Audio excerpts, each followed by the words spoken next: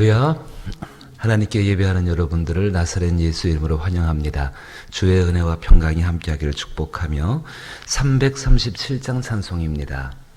내 모든 시험 무거운 짐을 337장입니다.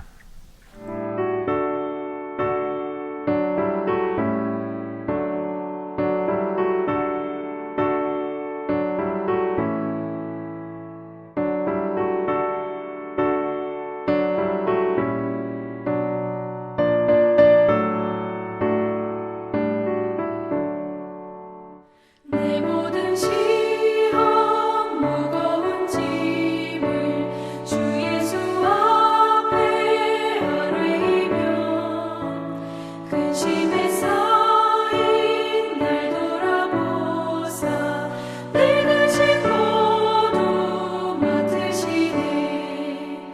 무거운 짐을 나 홀로 지고 견디다 못해 쓰러질 때 불쌍히 여겨 구원해 주리. 은혜의 주님 오직 예수. 내 모든 괴로움 닥치는 환난 주 예수 앞에 아뢰이며 주께서 친히 날 구해 주사 넓으신 사랑 베푸시네.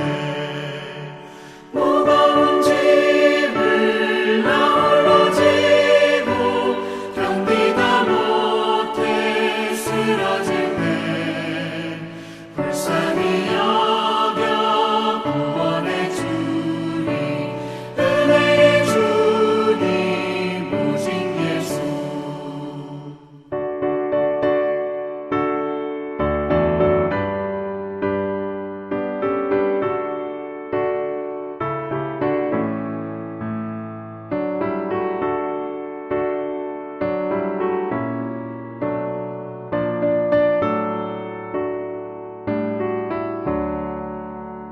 내 짐이 점점 무거워질 때 주 예수 앞에 아뢰이며 주께서 친히 날 구해 주사 내 대신 짐을 져주시네.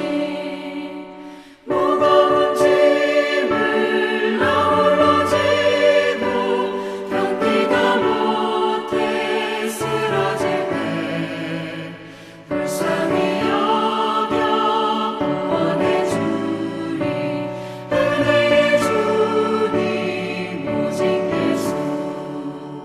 마음의 시험 무서운 죄를 주 예수 앞에 아뢰이며 예수는 나의 능력이 되사 세상을 이길 힘 주시네.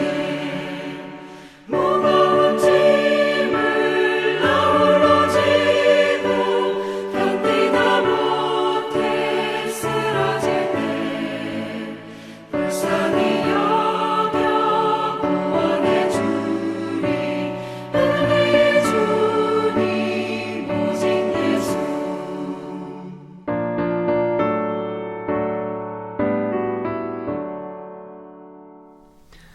우리와 함께 하시고 우리가 걸어가는 나그네 길 동행하여 주시는 주님, 진실로 감사드립니다. 주님이 아니셨다면 이미 우리는 넘어져 엎어져 일어나지 못하는 자가 됐을 것이고 우리는 날리는 재와 같이 흩어지는 자가 되었을 것입니다. 한없는 그 사랑, 한없는 그 은혜, 붙잡아 주심의 은혜로 말미암아 다시금 주 앞에 나와 기도하게 하시고 찬송하게 하시고 생명의 말씀을 생각하게 하십니다. 그 기쁘신 은혜와 사랑이 변하지 않는 것을 알기에 오늘 하루 우리의 심령 가운데 새로운 용기와 새로운 마음을 가지고 달려가기로 작정합니다. 잃어버렸던 지난해 시간들을 돌아보는 것이 아니요 주께서 베풀어 주시는 새로운 시간들을 바라보게 하여 주옵시고 특별히 지금은 그 어느 때보다 기도해야 되는 시간이 오매 주 앞에 간구함으로 말미암아 우리 가운데 주신 이 고난의 짐들을 벗어버릴 수 있는 귀하고 복된 분들이 되게 하여 주옵소서. 영혼 가운데 성령께서 기름 부으심을 더하여 주옵시고 이 영혼들 가운데에 하나님 나라의 복된 소망으로 말미암아 기뻐하고 감사하게 하여 주옵소서. 예수님 이름으로 기도하옵나이다. 아멘. 함께 대하실 말씀은 빌립보서 말씀입니다. 빌립보서 4장 4절로부터 7절 말씀입니다. 신약성경 제 성경은 322면에 해당하고 빌립보서 4장 4절로부터 7절 말씀입니다.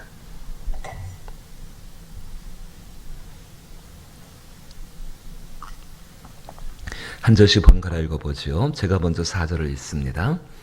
주 안에서 항상 기뻐하라. 내가 다시 말하노니 기뻐하라.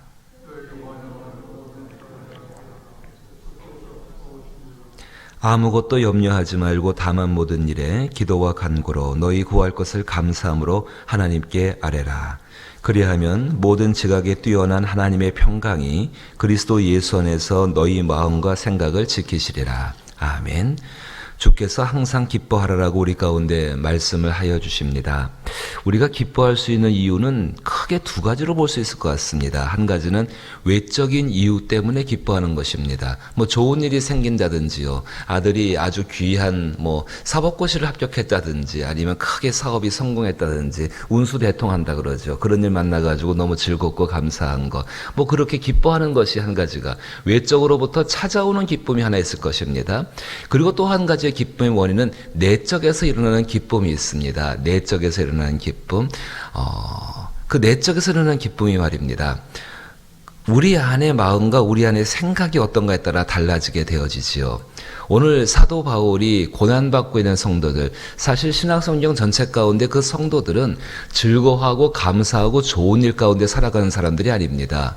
야곱이 이야기했던 것처럼 자기의 길이 인생길 나그네 길이고 그 길이 험했다고 말하는 것처럼 그 성도들의 삶은 험할 수밖에 없었습니다. 왜 그런가 하면은 그 시대 가운데 그리스도는 인정받지를 못했고 그리스도는 구세주가 아니었고 그리스도가 구세주인 것을 전하는 것이 바로 초대교회 성도들의 삶이었고 그들의 삶은 세상 가운데 존중받을 수가 없는 삶을 사는 것이 그리스도인들의 삶이었습니다.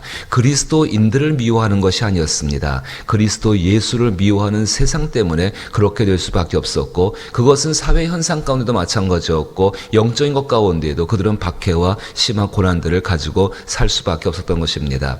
마치 그래서 그들의 모습 가운데 이 고난이라는 것은 특별하게 어느 날 갑자기 찾아오는 것이 아니라 일상적으로 있는 것이 그들의 삶의 모습이었습니다. 요즘 말로 표현해 보면은요, 냉장고를 열어보면 고난이 하나 들어 있습니다. 운전을 하고 자동차에 앉아서 핸들을 붙잡으면 그 앞에 포스트잇에다가 고난이라고 써서 붙여져 있습니다. 이렇게 돌아보게 되면 여기도 고난, 저기도 고난, 거기도 고난, 온통 고난 투성인 것이 그리스도인들, 당시의 그리스도인의 삶의 모습이었습니다. 그런 의미에서 볼 때 우리는 조금 난 것 같습니다. 그렇게까지 되지는 않으니까는요. 하지만 말입니다. 영적인 고난은 여전히 계속되고 있습니다. 세상이라는 것은 이 땅에 사는 시간 동안은 정말로 하나님의 은혜와 보호 가운데 험한 나그네 길을 지나가는 것이지 여기가 천국이 아닙니다. 천국은 우리의 삶 가운데 시작되어지지만은 이것이 온 세상을 지배하고 있는 것이 아니라 우리는 그 가운데서 천국을 만들어 가야 되는 사람이기 때문에 고난이라는 것은 어찌할 수가 없는 것입니다. 분명히 중요한 것은 이런 삶을 살고 있는 초대교회의 성도들을 향해서 그것도 눈동자같이 사랑하는 빌립보 교인들을 향해서 이 사도 바울이 기뻐하라고 이야기하고 있습니다. 그렇다면 그것은 외적인 요인 때문에 기뻐하는 것이 아니라 내적인 요인 때문에 기뻐하라는 것입니다. 그것이 무엇인가를 살펴보십시다. 바울은 세 가지를 이야기합니다. 첫 번째는 관용입니다.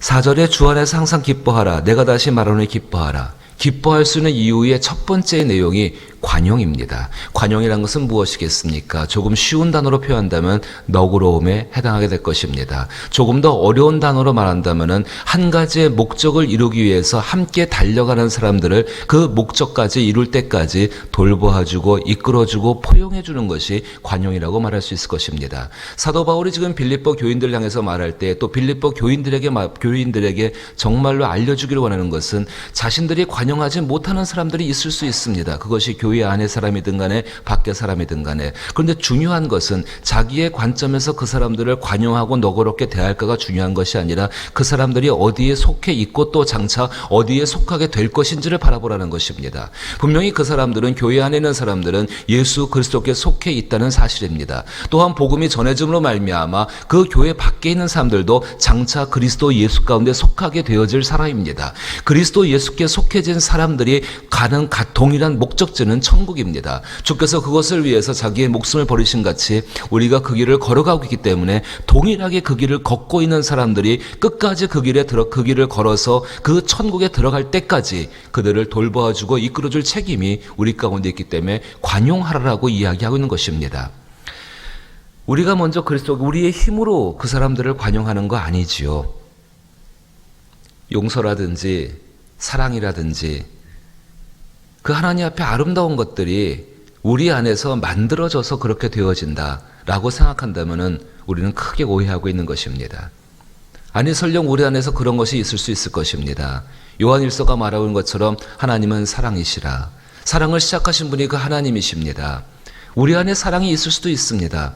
하지만 우리 안에 있는 사랑은 다른 사람을 충분히 감싸주고 모든 죄와 허물을 덮어줄 수 있는 그만큼 풍부한 사랑이 아닙니다. 돌이켜보게 되면은 자기 자신조차도 사랑하지 못하는 것이 우리 안에 조금 비춰지는 사랑의 모습이라고 생각할 수가 있을 것입니다. 하지만 하나님의 사랑은 그렇지 않습니다. 우리가 정말로 다른 사람을 관용하기 위해서 우리가 바라보고 생각해야 되는 것은 내가 그리스도께 관용함을, 너그러움을 입었다라는 사실입니다. 찬송가 가사 그대로 있는 모습 그대로 주 앞에 나가게 되면 주께서 언제든지 받아주시고 용납하여 주시기 때문에 그것이 우리 마음 가운데 채워지는 것. 그런데 그것이 우리 가운데 있는 것이 아니라 그것을 행하게 되어질 때 내가 받은 그 관용의 은혜를 갖다가 다른 사람에게 나타내게 되어질 때 내 안에서는 세상이 줄 수 없는 기쁨들이 일어나게 된다는 것입니다. 왜 그런 줄 아십니까? 그 일이 바로 성령께서 행하신 일이기 때문에 그러합니다. 성령의 충만을 받기를 원하십니까? 알고 계시는 말씀이 있을 것입니다. 오늘 말씀 보셨습니다. 관용하라 이야기합니다. 나는 이미 하나님께 그리스도 예수로 말미암아서 관용함을 덧입은 사람입니다. 그런 것을 알고 있습니다. 그것 자체도 기쁨이 되겠지만은 그것을 행해 보십시오. 그 관용을 행해 보십시오. 처음에는 어렵고 갈등과 의심들이 일어날 수밖에 없지만은 그 한 단계를 넘어가게 되면은 그 안에서 성령이 하시는 한없는 은총과 은혜 가운데 그 기쁨들을 누릴 수 있다는 사실입니다. 많은 분들이 아는 것에서 끝납니다. 하지만 하나님의 성령은 알게 하는 것을 넘어서서 행하게 하시는 분이십니다. 기억해 주시기를 부탁드립니다. 우리가 진리를 행할 때에, 항상 그 진리를 행할 때에 의심과 갈등은 존재하고 그 의심과 갈등을 성령과 함께 넘어가는 것이, 그것이 바로 진리를 행할 때 얻는 가장 큰 기쁨에 해당하게 된다는 사실입니다. 그 길을 행할 수 있는 저와 여러분 될 수 있기를 주의 이름으로 축복합니다. 두 번째입니다. 내적인 기쁨이 중요합니다. 관용이었습니다. 또 한 가지는 6절 말씀입니다. 아무것도 염려하지 말고 다만 모든 일에 기도와 간구로 너희 구할 것을 감사함으로 하나님께 아뢰라 이야기하고 있습니다. 감사와 기도가 두 가지가 동시에 나오는데 감사부터 먼저 보지요. 감사하십시오. 살아있는 것을 감사하십시오. 내 옆에 사람들이 있는 것을 감사하십시오. 그 사람이 원수와 같은 사람이라 할지라도 그 원수를 위해서 기도할 수 있지 않습니까? 그 사람이 있기 때문에 내 기도가 조금 더 깊어진다면 오히려 그것을 감사하십시오. 상처가 있으십니까? 그 상처 때문에 여러분이 멸망하지 아니하고 그 상처 때문에 오히려 하나님의 은혜를 바라볼 수 있다라고 한다면 역설적이지만은 그 상처에 대해서 감사하십시오. 그 감사할 때 우리가 주어지고 삶에 주어지는 모든 고난의 것들은 하나님의 것임을 인정하는 것이 되게 될 것입니다. 내 안에 하나님이 행하신 일들을 인정할 때 하나님의 성령은 우리 가운데 일하십니다. 주어진 모든 환경 가운데 정말 벗어버리고 싶은 무거운 짐이 있다 할지라도 하나님 말씀을 기억하며 이 무거운 짐들을 주께서 벗겨주신다는 믿음이 있다고 한다면 그 믿음으로 말미암아서 그 짐을 주신 하나님께 감사하십시오. 그래야 할 때 우리의 심령 가운데에 하나님이 주신 놀라운 정말로 세상이 빼앗아갈 수 없는 평안들과 그 기쁨으로 넘치게 될 줄로 믿는 것입니다. 감사하는 것으로 끝나지 마시고 그것을 가지고서 기도하십시오. 성경은 분명히 우리 가운데 이야기합니다. 아무것도 염려하지 말고 다만 모든 일에 기도와 간구로 이렇게 이야기하고 있습니다. 여러분 한번 경험해 보셨을 것입니다. 내가 감사하려고 합니다. 그런데 여전히 내 안에서 염려는 살아 있습니다. 내가 하나님의 것을 모든 것을 인정하고 주의 뜻 가운데 행하려고 합니다. 그런데 그 안에 여전히 내 안에 염려라는 것, 무엇인가 하나님께로 나가고자 할 때에 그 앞을 가로막고 있는 걸림돌들은 얼마든지 우리 안에 있을 수 있습니다. 있는 것을 동안 경험하셨을 것입니다. 그때 하나님 앞에 기도와 간구로 필요한 것들을 구하십시오. 7절에 약속하십니다. 그리하면 모든 지각에 뛰어난 하나님의 평강이 그리스도 예수 안에서 너희 마음과 생각을 지키시리라. 하나님의 평강, 샬롬이 우리 마음과 생각을 지키시고 그것을 붙잡아 주신다면 우리 안에 세상이 빼앗아갈 수 없는 기쁨의 것들이 있게 되는 줄로 아는 것입니다. 사랑하는 성도 여러분, 사도 바울이 고난받는 성도들을 향해서 또 성령이 오늘 이 아침에 우리에게 향해서 항상 기뻐하라, 다시 말하면 이 기뻐하라고 말하는 것은 그냥 아무 이유 없이 아무 근거 없이 기뻐하는 삶을 살라고 이렇게 강제적으로 이야기하는 것 아닙니다. 분명히 기뻐하는 방법을 주셨습니다. 첫 번째는 관용을 나타내십시오. 내가 주께 받은 관용에 있었을 때 얼마나 기쁘고 감사했던 것처럼 그것을 다른 사람이 누릴 수 있도록 그 일을 행하십시오. 그것이 복음에 합당한 삶을 사는 것입니다. 두 번째는 감사하십시오. 감사로 모든 것을 살펴보십시오. 그래야 할 때 우리 가운데는 어려움과 힘든 것들도 감사케 하시고 믿음을 세우고자 하는 하나님의 길인 줄 알기에 오히려 그 가운데 감사가 더 넘치게 될 것입니다. 그리고 거기서 멈추지 마시고 간구와 기도로 필요한 것들을 하나님께 아뢰십시오. 그리하여서 주의 은혜 가운데에서 모든 것이 충만해지고 하나님의 것 가운데 온전케 되어짐을 경험할 때에 세상에 빼앗아갈 수 없는 기쁨의 사람으로, 성령의 사람으로 세워지게 될 줄로 믿습니다. 그 은혜 가운데 정말 감사하는 것이 내가 주어지고 있는 환경 가운데 주장받고 있는 것이 아니라, 내가 생각하고 있는 그것들에 주장받고 있는 것이 아니라 하늘서 베푸시는 하나님의 복된 진리의 것으로 정말 기뻐하고 그것을 소중히 여기는 사람들이 되어진다는 것입니다. 그렇게 기뻐하는 사람들 될 수 있기를 주의 이름으로 축복합니다. 주기도문으로 예배 마칩니다. 하늘에 계신 우리 아버지여, 이름이 거룩히 여김을 받으시오며 나라의 임하옵시며 뜻이 하늘에서 이룬 것 같이 땅에서도 이루어지이다. 오늘날 우리에게 일용할 양식을 주옵시고 우리가 우리에게 죄 지은 자를 사하여 준 것 같이 우리 죄를 사하여 주옵시고 우리를 시험에 들게 하지 마옵시고 다만 악에서 구하옵소서. 대개 나라와 권세와 영광이 아버지께 영원히 있사옵나이다. 아멘. 우리의 기도가 조금 더 구체적이었으면 좋겠습니다. 내가 기뻐할 수 있는 이유가 내 눈에 보이는 것 때문에 혹은 내 마음에 만족하는 것 때문에 기뻐하지 말게 하여 주옵소서. 한 사람을 사랑합니다. 정말 귀한 사람이지요. 그 사람이 웃으면 나는 기쁩니다. 그 사람이 울면 나는 슬픕니다. 사실 이것은 우리 인간적인 마음에 볼 때는 귀한 것일 수도 있겠지만은요, 우리의 영적인 삶에는 그렇게 유익이 되지 못합니다. 그 사람이 기뻐서 내가 기뻐하는 것이 아니라 세상이 빼앗아갈 수 없는 기쁨, 정말로 세상이 주장하지 못하는 기쁨, 그 기쁨을 내게 주옵소서라고 기도하시고 오늘 말씀 기억하십시오. 관용을 나타내십시오. 감사하십시오. 필요한 것들을 구하십시오. 그래야 할 때 하나님의 기쁨이 우리 가운데 넘칠 줄로 믿습니다. 나라와 이 땅을 위해서 기도해 주시고 코로나19 사태가 끝나고 그리고 하나님이 주신 기쁨으로 온 땅이 충만케 되게 하여 주옵소서. 또 이 땅에 있는 교회들, 또 우리 예사랑교회를 위해 기도하실 때는 4대 목표를 위해서 또 4대 비전이라고 말하죠. 그것들을 위해 기도해 주시길 부탁을 드렸고, 또 특별히 피택받고 임직받는 분들이 성령의 은혜 가운데 말씀과 기도로 준비되게 하여 주옵소라고 기도하시게 되기를 원하옵고, 수험생들 또 병들고 약한 분들을 위해서 기도해 주시게 되기를 원합니다. 우리 하성민 성도, 곽조희 성도 집사의 가정이 어저께 등려했습니다. 참 귀한 생명을 하나님이 보내주셨는데 기뻐하고 감사할 수 있는, 또 하나님 앞에 복을 빌 수 있는 저 여러분 되기를 원합니다. 구원받을 영혼들을 위해서도 기도할 수 있기를 원합니다. 함께 기도하십시다.